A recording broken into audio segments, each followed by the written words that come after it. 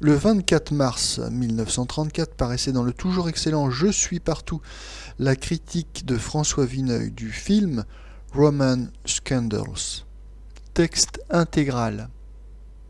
Eddie Cantor, dernier venu des excentriques du cinéma américain, fit son apparition dans une sorte de revue très californienne, Whoopee, qui fut aussi l'un des rares essais amusants de la Technicolor, le genre autorisant jusqu'à un certain point l'acidité et les nuances fausses.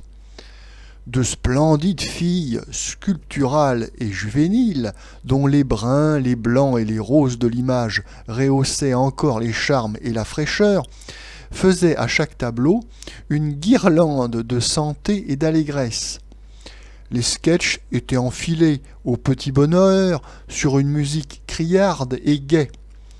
Pinçant un joli menton, glissant parmi les ficelles d'un brouillamini policier, se déguisant en nègre, en cuisinier ou en peau-rouge, le compère Eddie Cantor surveillait le train du spectacle, arrivant à la rescousse dès qu'il menaçait de faiblir.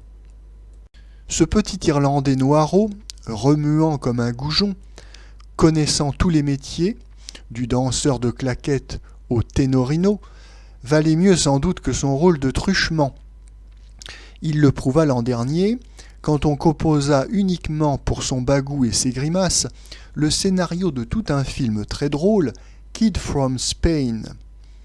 Eddie doit emprunter à tous ses devanciers, Harold Lloyd, Keaton, Laurel.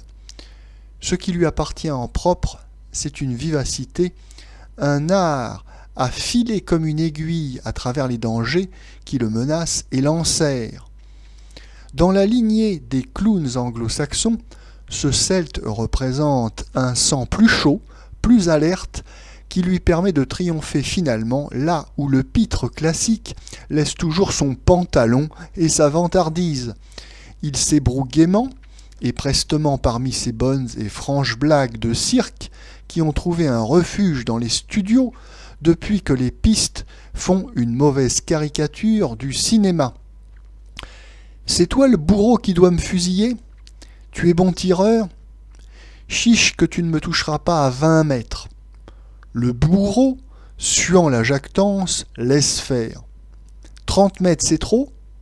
Le bourreau éclate d'un rire complaisant. 40 mètres, 60, jusqu'à ce que Eddie, filant tout à coup comme un lapin, soit hors de la portée du géant interdit.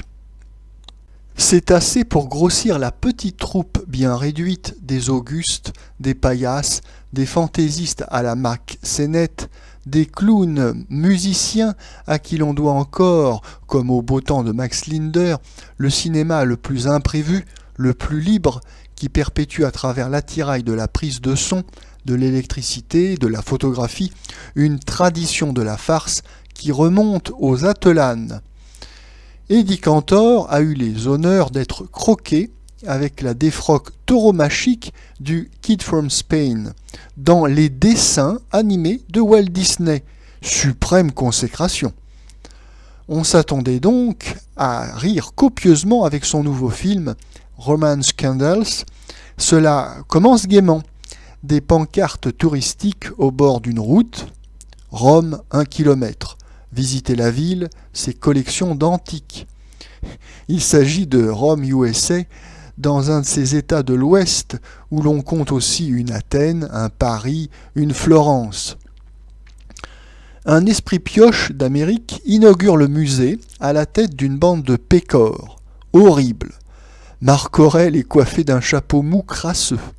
Le pied ailé de Mercure est nanti d'une godasse. C'est Eddie, le garçon épicier qui a élu domicile dans ces lieux nobles. On le trouve endormi contre le vaste flanc de l'impératrice Agrippine.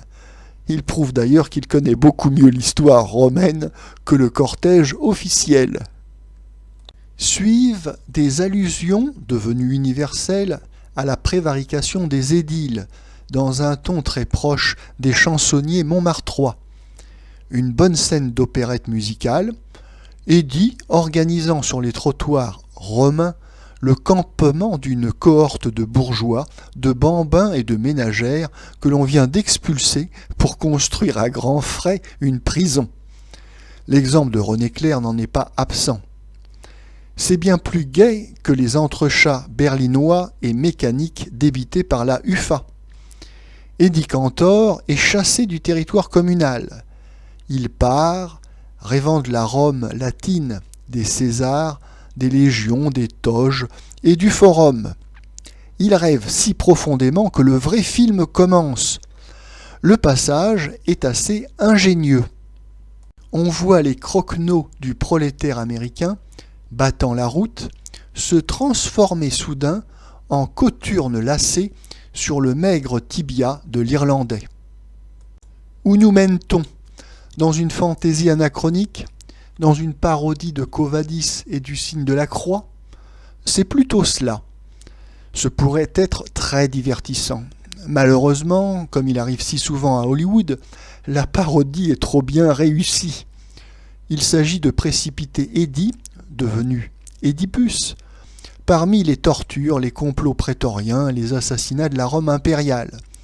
Oedipus échappe aux archers, aux enchères des maquignons d'esclaves, pour affronter le fer rouge, les redoutables tentations de l'impératrice, et devenir, terrible dignité, le dégustateur officiel du César régnant.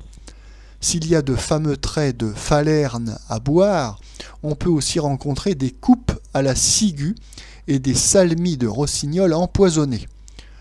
Sans doute, si l'on meurt assez souvent dans Roman Scandals, c'est en gigotant comme au Guignol lyonnais.